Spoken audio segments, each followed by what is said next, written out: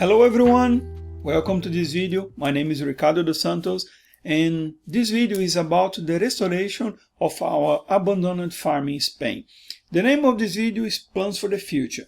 This video is a sort of an overview of our plans for the future of the eridulife project. With the content of this video, you understand what we are intended to do on our finca on the coming years. This video is a sort of guide for the future, what you're going to be doing for the future of the projects or the future of the contents.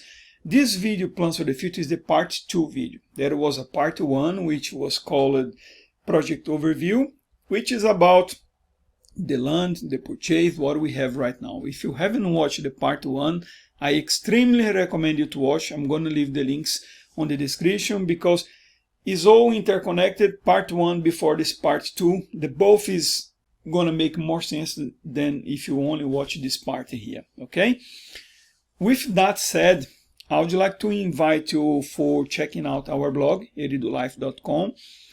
On the blog I put out a page about us for you to understand our back history and why we decided to purchase the land in Spain and why now. So you're going to understand, because I know there is a lot of questions about this on the video number 1, and that's why I wrote this page about us on the blog. And also I'm putting a lot of resource and extra content on the blog there. Very interesting content. So if you'd like to check out, the links on the description as well.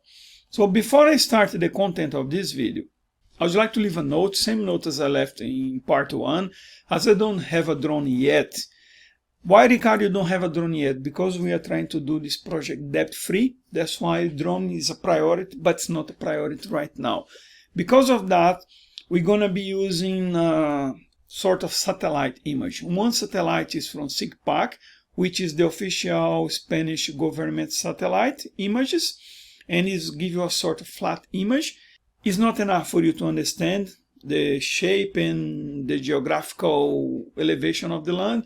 For that we need a second image. That's why I'm going to be using the Google Earth, a 3-dimensional image. With these two images I'm going to be able, on a very interactive way, to showing what we are intended to do in the finca. This is very cool content, and we are talking about our life here, so it's very exciting for us. So better we start it on because it's very interesting.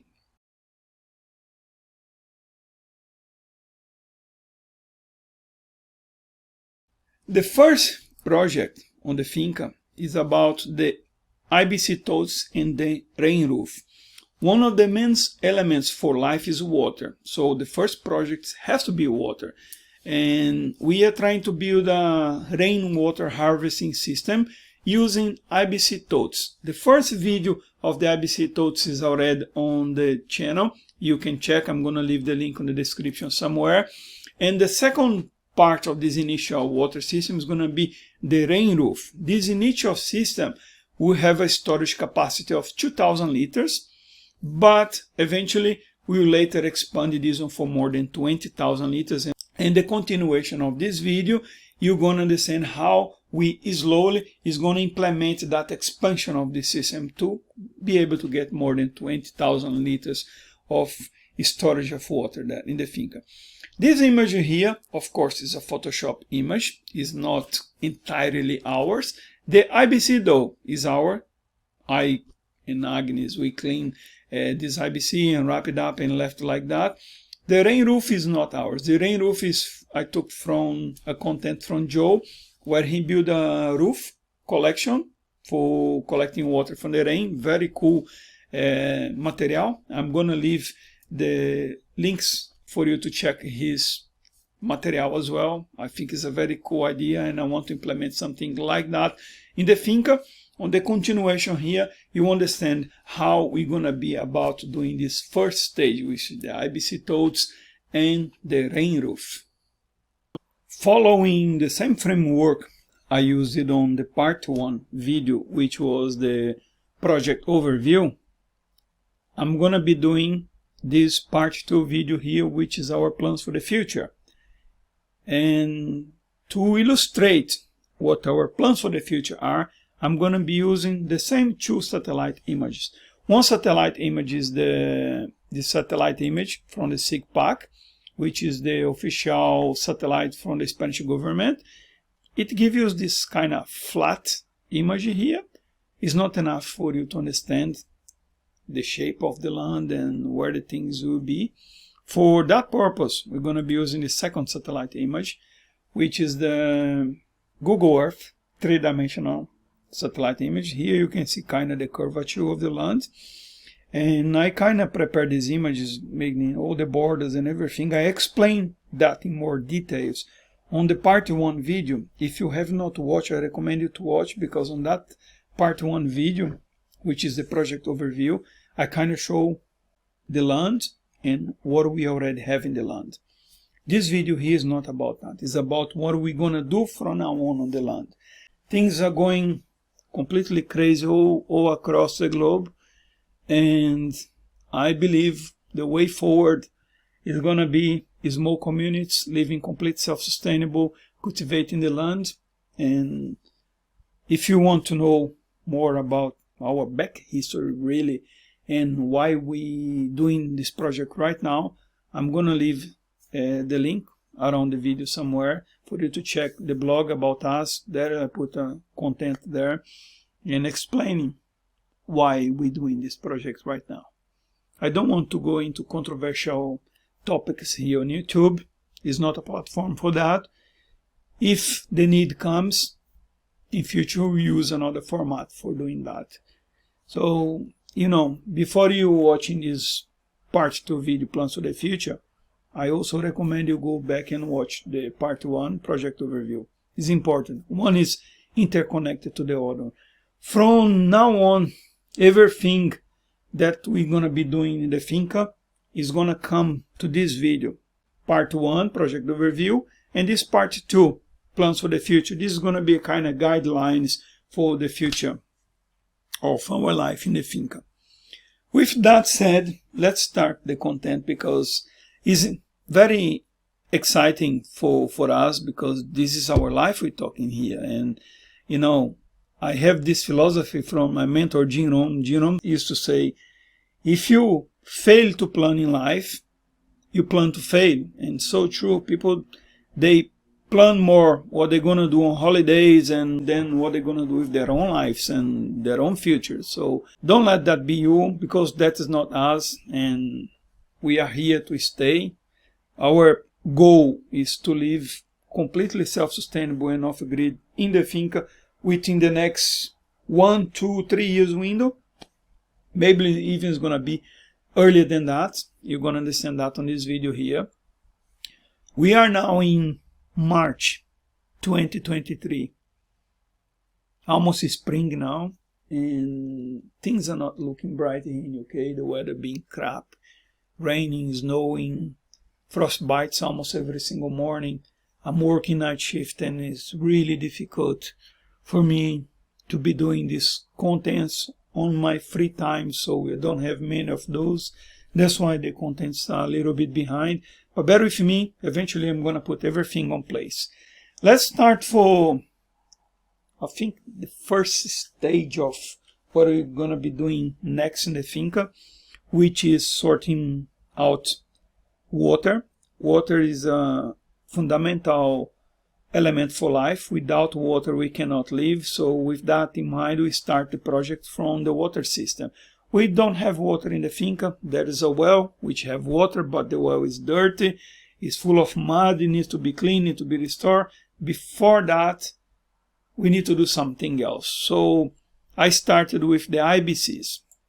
We kind of put already, build a platform for the IBCs, which they're sitting on that edge of the property there, you know, on the board, on the highest terrace on this site here.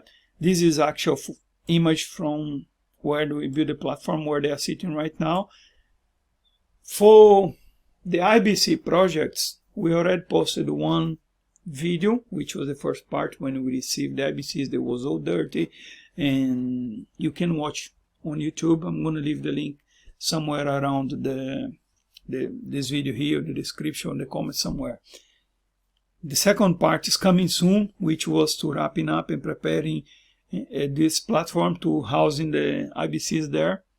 They looking pretty smart there. Each IBC is 1,000 liters. We have two ready there, 2,000 liters capacity storage for water, which is fantastic.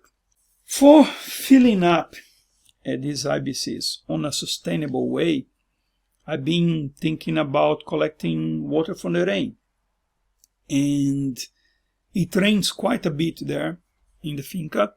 And following the same philosophy from another channel which I follow from Joe, I kind of thought, wow, how about if we could build a rain roof on the finca and collect the water from the rain. And for that purpose, we're gonna restore first what we have there, which is the rain collection system, very old, built from I don't know even how many long ago, and it's sound. It needs to be restored, which is a cistern we have. It's a 5,000 liters capacity cistern, but it works. It does have around the cistern maybe a surface of 3 square meters, which was lime cement, and when it rains on it, the water goes straight to the cistern.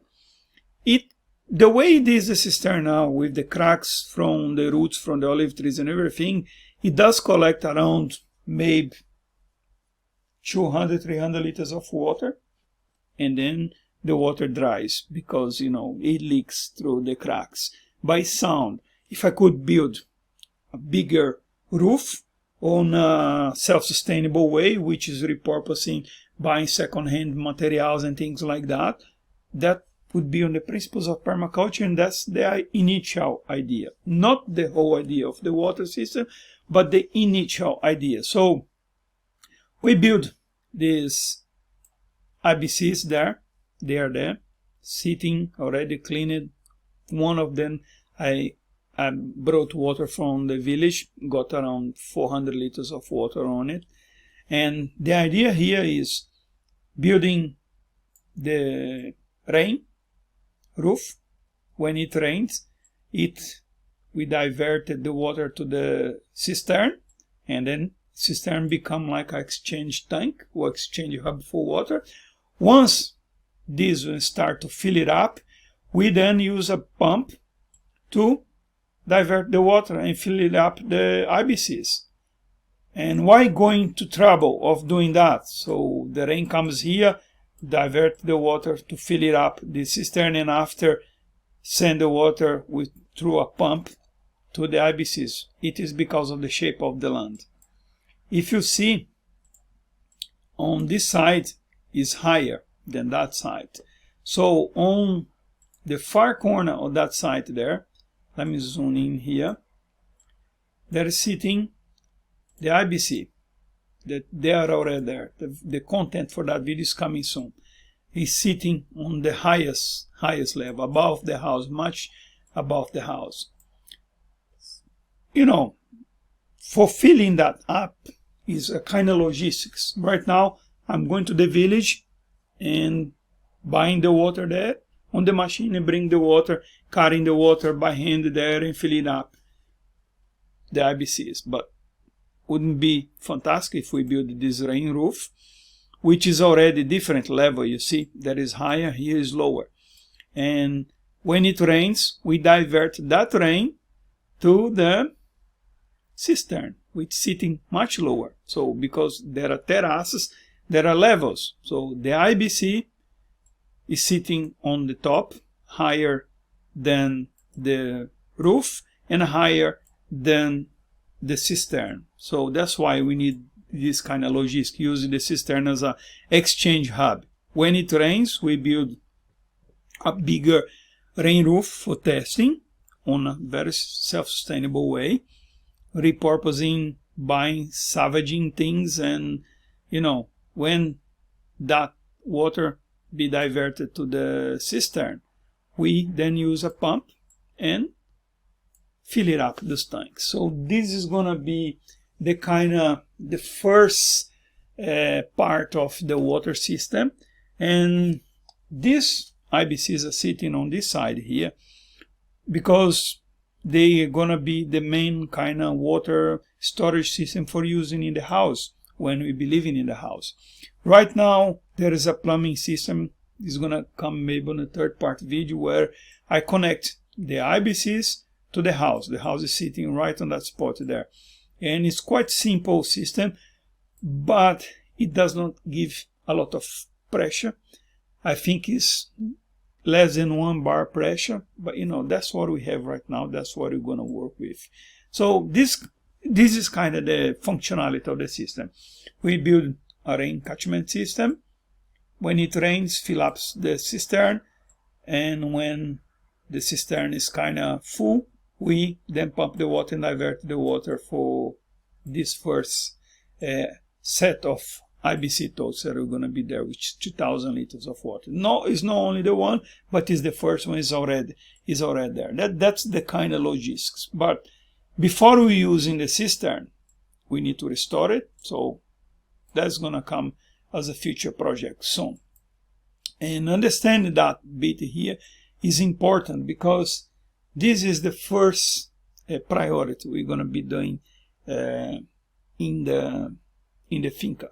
So you see, this is doing that water system is more priority than buy a drone right now or buy a new camera, because you know we're doing this debt free, and it's going to the priorities really what things needs to be done.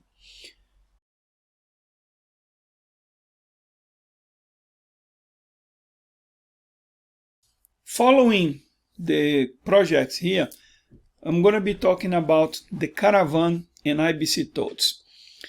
To renovate the stone house, we will need a place to live.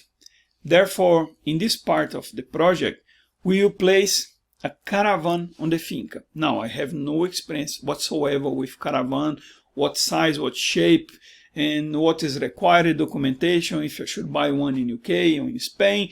Nothing. I'm completely newbie. If you have experience on caravan, and if you placed a caravan in the finca, please leave down the comments below, because I would very much appreciate your comments on that. So, you know, we get in a caravan so we can live in the finca while the restoration of the house is done. Together with the caravan, we are going to build a roof and also a rainwater harvesting storage system using some of the IBCs that we already purchased earlier last year. And this image here, of course, is not our image either. I found this on the internet, and kind of illustrate what I'm trying to do here. I think I'm gonna build a roof, something similar to this one, park the caravan underneath, and with that roof it's gonna give a shade protection. Also, it's gonna collect water from the rain. You know, I don't have much experience about collecting water from the rain, but the idea is sound. So let's see how it's gonna go, because it rains a lot in the region, and on the sequence of the video here you're gonna understand that. So let's go to the sequence, the caravan and the IBC Totes. Because things does not looking very bright here in UK right now, we kinda adding one step into the process here. We were thinking, still thinking really, is still a priority, start to working on the house restoration by December of this year, 2023, which is the winter time, which is a good time to work to restore the house. We're not going to be doing the house ourselves. At least the structural part of it we're not going to be doing. Professionals are going to be doing. Spain is a lot of restrictions on how can be worked. So we figure out with the architect, with the stonemason, so they're going to be doing the project, this initial part of the project, you know, redoing the walls, making the structure of the house sound, putting the roof in the house, and leaving the cuts for the windows and everything ready. And then inside we probably is going to be doing ourselves slowly. So that's the idea. But while we are not doing that, we need to find a way to kind of live in the land. So that's why we're coming in the next part of the project, which I was not thinking about it yet, but it came as a need, which is to get a caravan. So fit a caravan right on that spot there.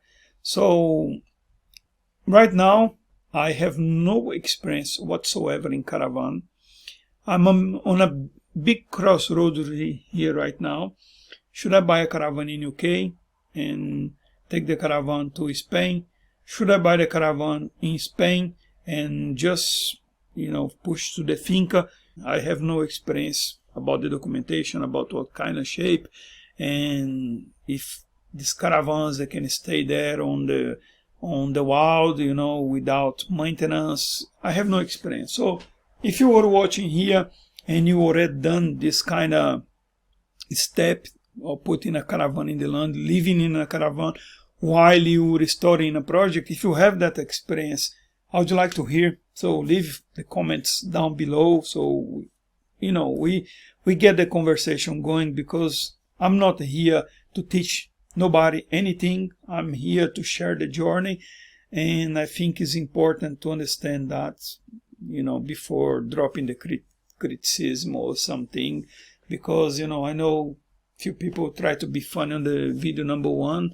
I just ignore it because they don't understand our motives. So if they understood, they probably would be thinking twice before they criticizing. So yeah, the caravan, we stay on that spot there. On that spot there, it's kind of hidden from the road, because it's got a curvature there where you cannot see so much from the other image I'm going to show you soon. But it's kind of beautiful because you got from that spot a beautiful view from the mountains from that side, a beautiful view from the valley from that side there. So it's nice there. So that's where I would like to put a caravan there. And also when we restore the house, and this caravan can be as accommodation for guests, people who come to help work in the land, and maybe when we need to go somewhere, a carer need to stay for look after the the animals and the finca for us. They can stay there. It's gonna make everything self-sustainable with solar powers, and so on and so forth. For that caravan works there, and we need a kind of sort of source of water as well. So we got more 2 IBCs, dirt. They need to be cleaned, they need to be prepared, and we know exactly where they are going now, because now that we're implementing on the projects the caravan, the IBC is going to be sitting right on that spot there.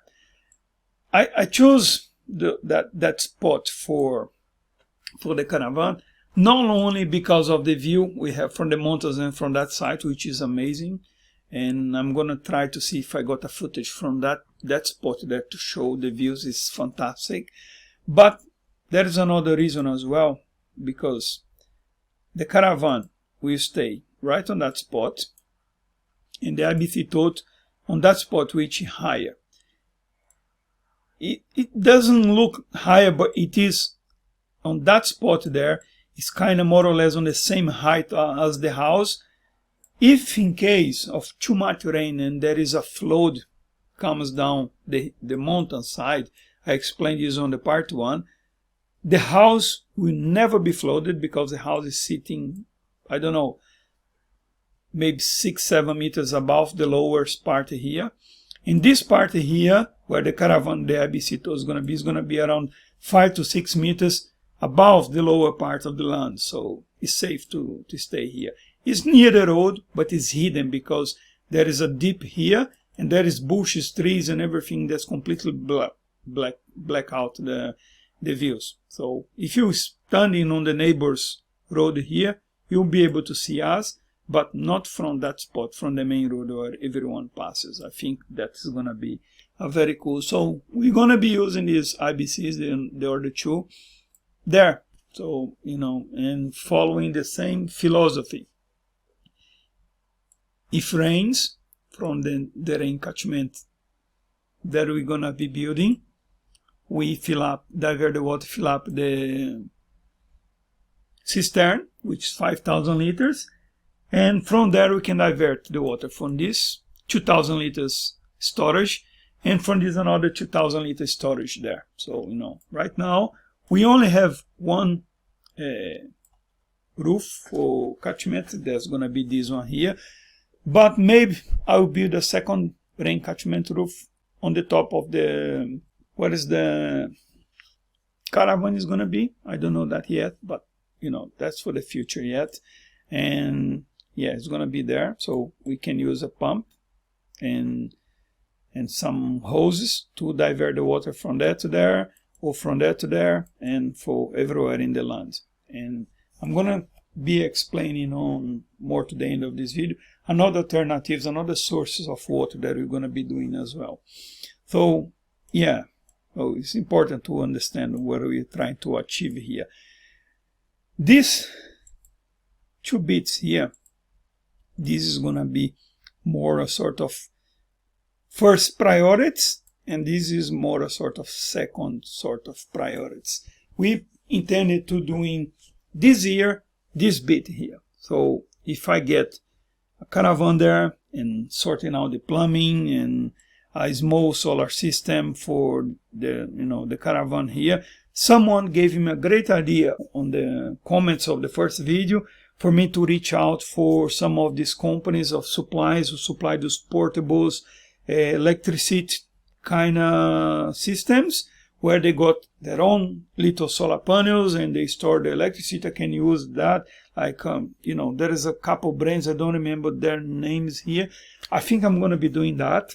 So that's why I'm doing this kind of videos here, is structuring the what we have in the finca and what we're going to be doing. So that way we can, you know, make partnerships and in various directions, and also following plans, steps. You know, you don't waste times doing things which are not priorities. As Gino say, not putting the major focus on minor things and using the major focus on major things. So, you know, that's the purpose of planning ahead and doing all these things.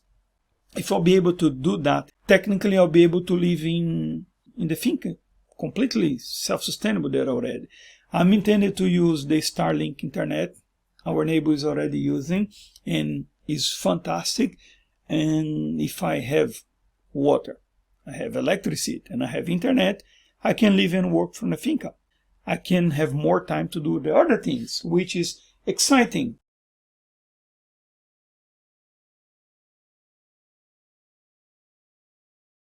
Once we are living in the finca, we have the camp ready, we have the water system running, and we have the basics of life. We will then prepare the land to plant, grow, and harvest our own food through a vegetable garden. In this part of the project, we also introduce some chickens, which is exciting, some bees, and maybe some goats on the future. I'm not sure about the goats yet. Thus, we'll form a sort of a self-sustaining micro ecosystem, which will follow the principles of permaculture. That's what we are intended to do in the finca right now. And this part here is an interesting one because I already started to do a sort of drip system last year.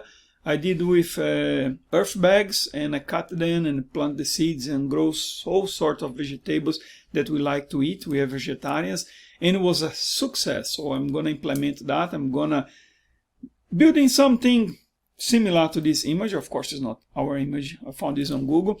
We're going to build a sort of little greenhouse for the nursery to plant in the seeds. And once the seeds get to certain size, we're going to place them in the ground. But you know, there is a lot of obstacles to that. So first is to find a perfect spot. I kind of find that already. You're going to see in the sequence of the video.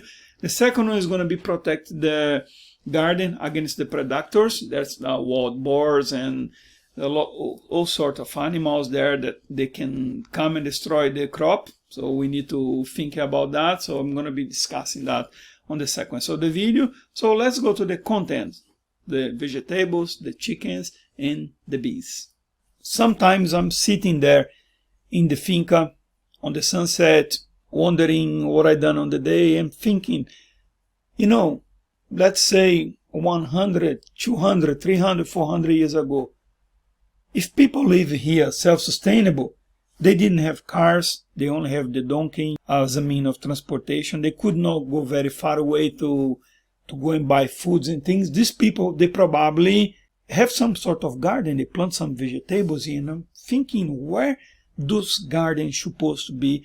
And then one day I was there, December, right there, once the tractor guy cleared the land, which is another video is coming soon.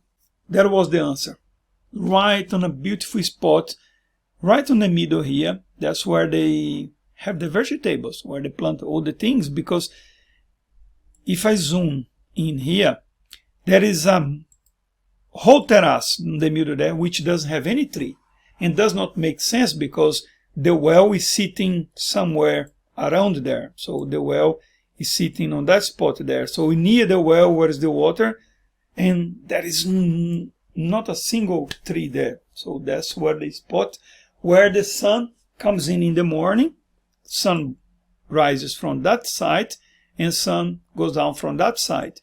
It takes sun all day long. So that's where it was probably they have the vegetable garden as. And so following the same philosophy of life, we're gonna do the vegetable garden there as well. I don't know if you guys watch on Amazon Prime the Clarkson Farm. I know Clarkson is not a cup of tea for a lot of people, but you know, his ideas are sound. He speaks his mind, and I like that, you know. So freedom of speech, above all, should be the concern of everyone, priority really for everyone. And he's doing some things on his farm there. You know, he put in what I'm intended to put as well for helping on the garden to, you know, regenerate the soil, make the soil most fertile and everything. With the vegetables, I'm planning to do the chickens. So chickens is gonna be somewhere there. I'll build a beautiful chicken coop. They cannot be free range there completely, because our neighbors did on the beginning. Then the wild cats coming in and start eating some hens, and then there's eagles, massive eagles there. I caught one on the footage. I don't know if I'll find the footage. I'll put that out here. Each wing is at least a meter, so the whole creature is more than 2 meters wide. And so they spot the chickens from far away, so I might be able to do a chicken coop and a surrounding, you know, fence for the chickens. They can go to certain area there. Maybe I do a mobile kind of coop where they can go and grazing on different parts of the land.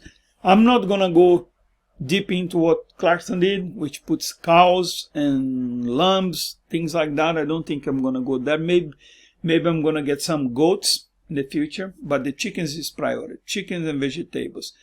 And another thing that's really concerned me is the population of the bees going down. So on that stage there, I'm gonna be doing also the bees. So I think it's very important to do the bees, the pollination. And what about the spot for doing the bees then on that spot, on the far end of the land there, because they're not gonna be disturbed. There is the forest on this side here, which is a national park. I'm still researching what kind of flowers is good for pollination for the bees. And if you guys already having bees harvesting these beautiful animals, and leave the comments below. Give me some direction to go forward. What should I plant and what they like, and you know, I want to help preserve this beautiful animal, because there is no bee, there is no life, and they are priority for me. Why I'm doing this on that site and the chickens and things on that site is a simple reason of the geography of the place. The vegetable garden is right on that spot. What a beautiful spot, huh? On the lowest part of the land, where is water underneath, and this is the greenest part of the land. So, and there is on the greenest, more fertile part of the land, there is a big gap in the middle of the finca there, which no trees. There is only can be one answer: the people who lived before, they planted their vegetables there. Maybe they have the basic, right? Potatoes, garlic, onion, I don't know, it's something like that probably. You know, and that's where they planted. That's where I intended to plant it as well. And I'm gonna do the chickens pretty much on the same kind of spot there. And also for security reasons, for the wild animals that come, the predators really, they come for them. They are sitting on the middle of the land. I'm intended to keep that area around clean And I'm gonna get a German Shepherd dog to protect our little dog. Is getting old already, and I think the chicken is gonna do just fine over there, in that spot there. And the bees on that spot there, because it's the highest part in the land, is far away from the road. It's very difficult to go up there. I was not able to go up there yet. It's so dirty there. I went up to that point there. There is the forest, which is a national park, and I'm gonna put some pollination flowers. Last year I started to do a small test with a dripping water system on the seeding nursery. It did go very well, give me a lot of insights, and I'm gonna do this time there with a dripping system as well, maybe a little bit more sophisticated, but with the same principles, to build in the nursery, to see the seeds, how long they need, because we need to do rotational nursery for planting the seeds, for the crops, for the vegetables. And we're vegetarian for more than 10 years, and that's going to be a fantastic experience for us, you know. And the chickens, of course, help that. Maybe in the future, to helping regenerate the soil, we get some cows. And goats, I think goats is a good thing to have, so they can clear the lands, whatever is bush and everything. But yeah, so that part is exciting, you know.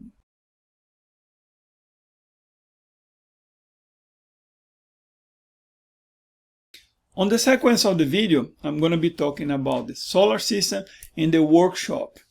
Initially, when we move to the finca, we're going to be using a portable solar power system on the camp. But when the caravan is ready, the water system is ready, the vegetable garden is ready, and it is a habitable place to live on, and the work on the stone house will be about to work, we need to build something stronger. So we are planning to build a more robust solar system in conjunction with a workshop to provide also electricity and a workspace during the restoration of the stone house. There is a lot of things to, you know, that needs to go right before we will be able to have this solar system on. One part of the system that I don't want to do, I don't want to use lithium batteries. And on the sequence, I'm going to be talking about that. I would like, you know, if you have experience on an off-grid solar system without the lithium batteries, if you've done it or know someone that done it, I'm really keen to learn more about, to understand. I know it's required a lot of work, maintenance, and I'm not scared of that. You know, I got my motives for not choosing lithium, and you're going to understand on the sequence of the video.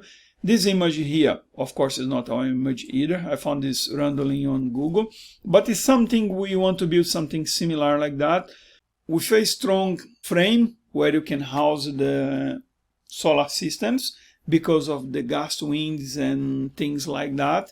And for the battery in the workshop, I'm intended to use a sort of 20-foot container, which, you know, is going to be ideal to do that because it's going to protect the equipment for the solar system, also going to protect the tools you're going to be using during the house restoration, and to use the thing in general. So let's check the sequence of the video because it's an interesting one, the solar system and the workshop. Once we'll be able to achieve these projects here, I think the next logical stage would be to build a solar system, a more powerful and bigger solar system for the finca. And for doing that, I think that is going to be the best spot for the solar panels on that corner there, because it's the highest place on that side of the land, and there is no many trees there. There is an opening there, and because that is high, the sun rises from that point, it catches sun before any other part of the land, and the sun usually on the winter goes down there, and on the summer goes down there. It's catch the sun all the way. So I think that spot is going to be beautiful for building a solar panel system there. You know, a big array of modern solar panels. I think that's going to be a nice spot there. Also, on that same spot, I'm intended to do some wind testing with different kind of DIY sort of system. I've been watching a lot of things on YouTube, especially in Africa. The people are very creative there, and they're doing some things with car alternators and things like that, and which is really interesting. I might be implementing this on there as well to test. Everything is test. You know, if I'm gonna be building a solar system there, one thing that I'm not going to use is gonna be lithium batteries. I'm against lithium because the way they mine the cobalt is devastating to the planet, and I'm gonna be using what people use for a very long time, with lead acid batteries. I'm gonna using forklift batteries, which they can be recycled, they can be reused, they can be reconditioned, and they can last a very long time. I know we need to give maintenance and everything, but I don't mind that. For having a powerful solar system, you need to have a place to house all the equipment, so the batteries and things. And I think is a container, a small container, 20-foot container, would be great for, for housing everything. And I think the place to do it is gonna be on that spot there, one of those terraces. These are all the same terraces the house on that corner, because it's on the same line. It's a little bit far away from the house, but it's on the same line there, and I think that's gonna be cool. And also this sort of container, I can divide part of it to be the solar system. I can insulate that one and make that really kind of temperature controlled place, and the other half I can do as a workshop for putting my tools and everything, building an outside workshop to do things in the land, in the house. And I think that's sound there. So our neighbor already have a couple containers on his land, and he's doing for that purpose. Already have the supplier, the guy can deliver for me right there. That's why when we done the open the road and building the ramp, all this one was into the mindset, because we need to bring things into the land, and a lorry can enter there and go all there and deliver that container without any problem there. I think on that spot there to do the workshop and the container for the housing equipment for the solar system and the panels, there is gonna be a perfect spot there. So because if you see on this image here, the solar panels stay right on that corner there, and the sun comes down from this side, this part here, and then the sun hits down there. The sun goes down more or less there, is still sun there, catch sun almost all day long there. So I think that will be the best spot for we doing the solar panels there. And the containers sitting right next to the house there, where it's gonna be the housing for the solar equipment, and also for my workshop, tools and things like that. And it's not sitting on the lowest part of the land. In case of flooded, too much rain, everything is flooded. It's not gonna be flooded, because it's gonna be sitting on the same terrace where the house is, or even maybe one above. Is somewhere on that point. It's not exactly there, but somewhere there. And I think it's sound. I'm future thinking every step of the way. But as Winston Churchill said, no plans, resist the first contact with the enemy. So it's just plan. But if you fail to plan, you plan to fail. I think it's sound there. We're doing the solar system right on that spot there. So if you guys are already living off grid, living self-sustainable, and your solar system really working, leave some comments down below. What are you guys thinking of my philosophy of not having lithium batteries because of the cobalt mining as well? Would you like a discussion about that as well?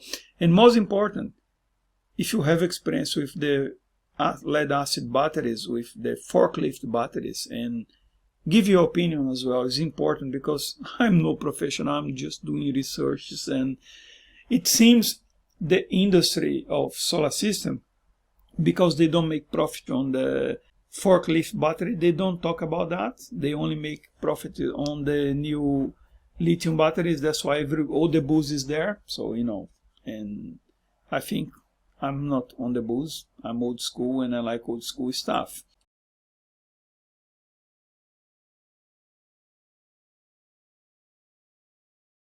On this part of the video, I'm going to be talking about the rainwater system.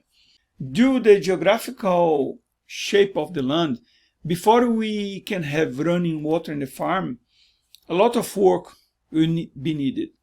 And we'll try to reuse some of the elements that's already in the finca, such as the 5,000 liter cistern, which was built there, got some cracks and is leaking and need to be restored before use it.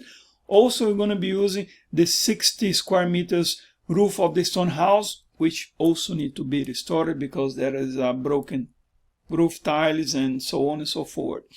Also, we will build new elements such as the IBC Totes, the gutters, the plumbing, and connect everything together to make a workable system so we can have running water from the finca. Now, this running water is going to be collected from diverse manners. One is from the rainwater, one is from the well, and when it's not raining, when the well is dry, we also need another source of water. It's going to be a water truck. The guy comes and delivers. I'm going to be talking about this one on the video. This image here, of course, is not our image either, but illustrates the abundance of rainwaters everywhere. And I see all the houses in every city, in every country, just getting the rain. The rain comes in and goes somewhere, and they talk about droughts and no water, and so easy solution, but very few people do it. So, and I'm gonna be one of these very few people that's gonna be doing.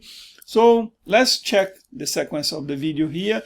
The rainwater system. It comes down to the next stage.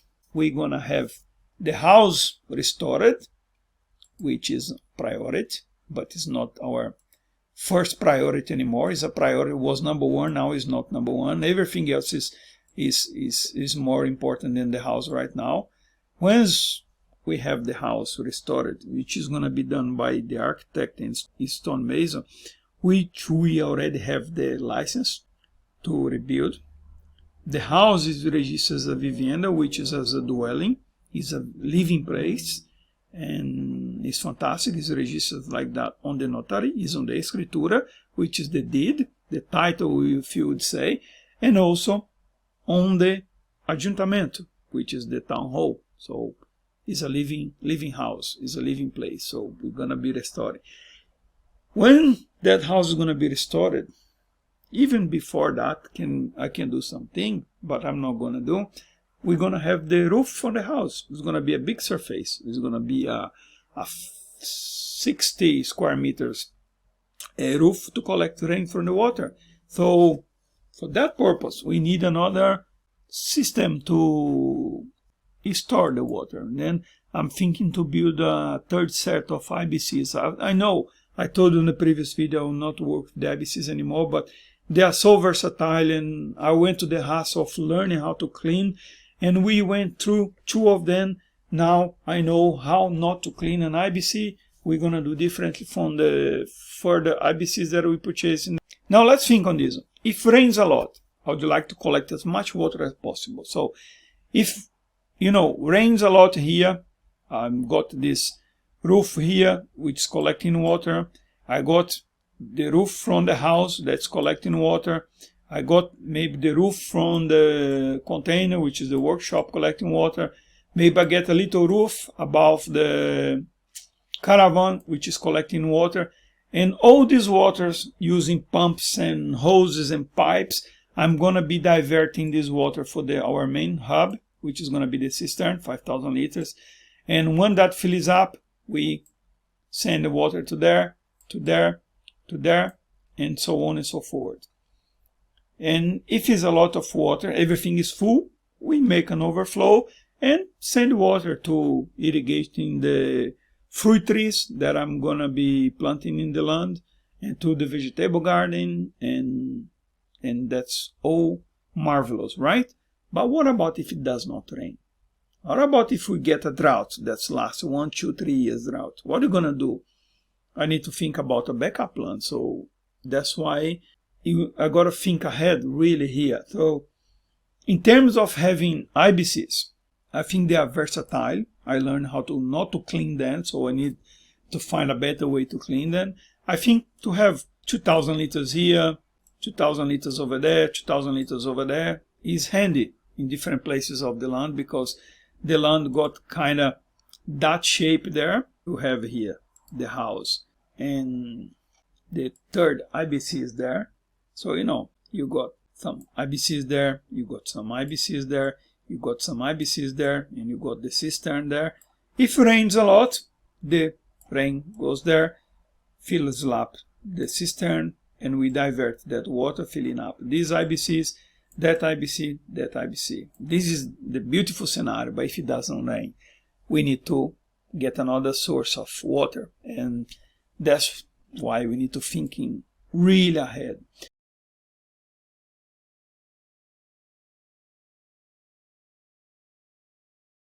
On this part of the video, I'm going to be talking about the flex cistern and the rain roof. As this is a long-term project that will require several years before completion, the water system will be built in parts or stages, if you will. One of the last parts of the water collection and storage system will be the installation of a flexible cistern of at least 20,000 liters. That way we can get or rainwater or water from the well, or if it's not rain and the well is dry, we get the water from the water truck, the guy who delivers for the local thinkers there. Now, this is a system which I'm not familiar. This image I also found on the internet. This flex cistern, our neighbors, David and Jane, they're using. You guys are awesome. Thanks very much for the tips and everything. And they're using the system, and it's fantastic. And if you put on a long term the cost benefits comparing to IBC Totes, the flex cistern is much cheaper. It's still a little bit expensive, but comparing if you buy lots of IBCs for making the 20,000 liters, this price for the flex cistern is almost to nothing, and is a very easy and quick way for building a water system. And we are intended to do that from one of the last parts of the water system. You're going to understand why is one of the last parts, because we're going to be building the finca on a stage, and each stage is going to be a different sort of water system built to it. And after everything is done, we're going to interconnect it and everything. And this guy here, the flex cistern, is going to be the main part of it, because due to the geographical elevation and shape of the land, this has to be the last part to be built, and you're going to understand why it has to be built for the last. So let's check on the continuation here, the flex cistern and the rain roof. One of the last bits of this project, and I think this is going to be a massive transformation the way we're going to be living in the land on terms of self-sustainability, is going to be to restoring that well. The well is sitting there. That well, I'm going to be creating a content about the origin of that kind of shape of well. We get water there because the well is sitting on the lowest part of the land, which is sitting down there. So, you know, when it rains from that mountain, the water comes down there, the well is there, that well brings water. So the whole idea of that well there, because we can extracting, I don't know, anything from 300 to 500 liters of water on a daily basis. But if we get that water, let's say 300 liters of water every single day, it's not many days it's going to have everything filled up. You're going to have this filled up, this filled up, and this filled up, and the hub exchange filled up, and then it's raining and everything is full, and then you don't have a reservoir. So for that solution, we coming into something where I was not aware. And I got this one from our neighbors, and they having the system running on that, and it's absolutely fantastic. And I'm going to be doing, which is a flex cistern. Those same cistern, like is a sort of a big rubber bag they're using on the army, you know, when the army doing these campaigns abroad and things like that. And they come in various sizes. They come in 10,000, 20,000, 30,000, 50,000, 100,000, 200,000, even 1 million liters of water. It depends on the size that you need. And I think on the cost benefits on long term, it's cheaper to get a flex cistern. I might even get more than one, getting two, because, and then I can fit them on that part of the land. And because the flex cistern is going to be there, that part of the land is not going to be much use, I can build another rain roof as well, you know, helping to fill it up that. So, you know, and then you start to see the whole picture of the project here. So, you know, on the terms of self-sustainability, you got to really think ahead. If it rains a lot, you know, you get that rain roof there, filling up that cistern. From there, you send water everywhere else. I know it requires work, right? But that's part of the deal. You want to live self-sustainable, you want to live off grid, it's part of it. So if you are afraid of work hard, that's, you know, this kind of life is not for you. So the period, you know, and you got that reservoir, that reservoir, that reservoir, and I can get that flex cistern there in, I don't know, it looks like that. I can get that in 20,000 liters probably. That's what I'm going to go. That's what our neighbor is going to, 20,000 liters, even more. Even get two of 20,000 liters, I got plenty of water. And why putting them on that site, and why to have so much water system there? Let me explain. From that image you understand. The highest point on this side of the land is where those IBCs are sitting there. The house is about there. It's not enough pressure. So if I want really big pressure, I need to have the highest possible point. And I think if I put the flex cistern right on that spot there and build in another rain roof to help to catch the rain, but I'm only building that rain roof if this first rain roof here be a success. If it doesn't work, I'm not going to do that, but the flex cistern, yes. Because if I put that flex cistern there, it's going to be way like a 20-30 meters, even more above the house level, and it's going to give us a lot of pressure. I just need to do the plumbing, and the pipes and things are so cheap that is doable. You can do with 2-inch pipes. It looks fantastic, easy to do. You know, right now this system here from this side I'm building with 1-inch pipe is already fantastic. If I build this side with 2 inches up to that point, there is going to be fantastic too. And thinking about this one, if it's rain a lot, and if the well is giving a lot of water, 300-400 liters of water every single day, I can pump that water all the way to the flex cistern, and the gravity will do the job and fill up all the other points. And that's fantastic.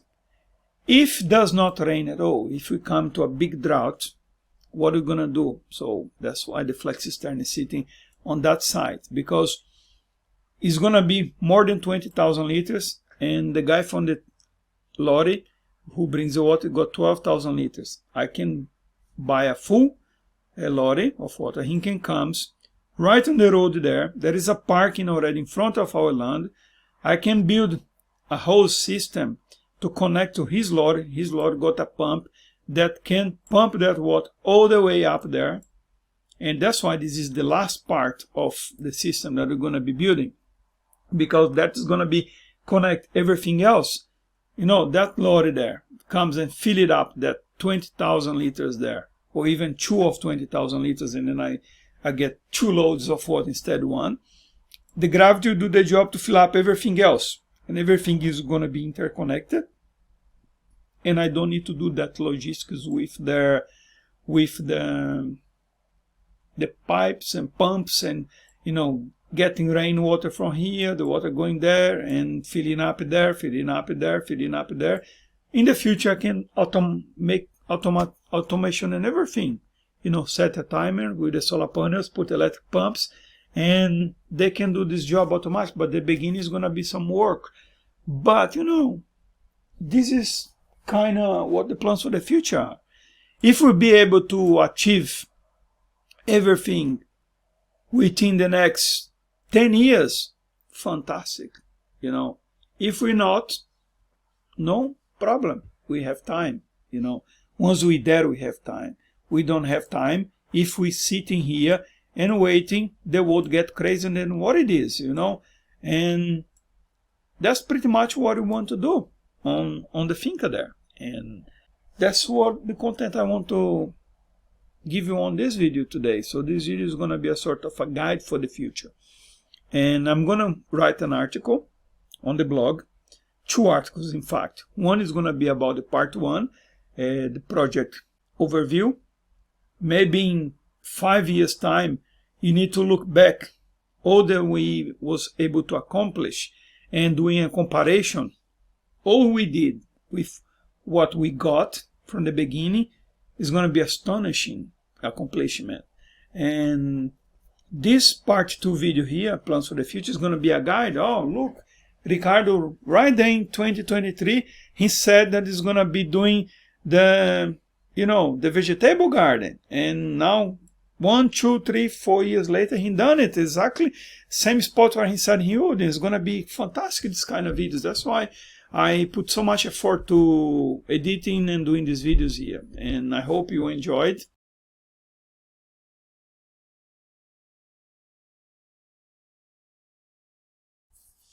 Well, this is it for this Plans for the Future video. On this video, I have talked about what we are intended to do on our finca in the coming years. But as Winston Churchill once said, no plans survive the first contact with the enemy. We will adapt and change if it's required. These at least are the plans that we are intended to do. I hope you enjoyed the way I use the satellite image to demonstrate where the things will be located in the future projects. And for you to check more information about us, about the eridulife projects, check our blog, eridulife.com. I'm going to leave all the information down below for that. You're going to have an About Us page so you can understand our back history and the events that led us here and why we choose Spain and why we are doing this project right now. And to finalize this video, if you'd like to support and help us with the eridulife project, you can do so through Patreon or GoFundMe. All your support will help and go towards the stone house restoration. For all the information about our Patreon or GoFundMe, you find on the description down below. And thank you very much for watching.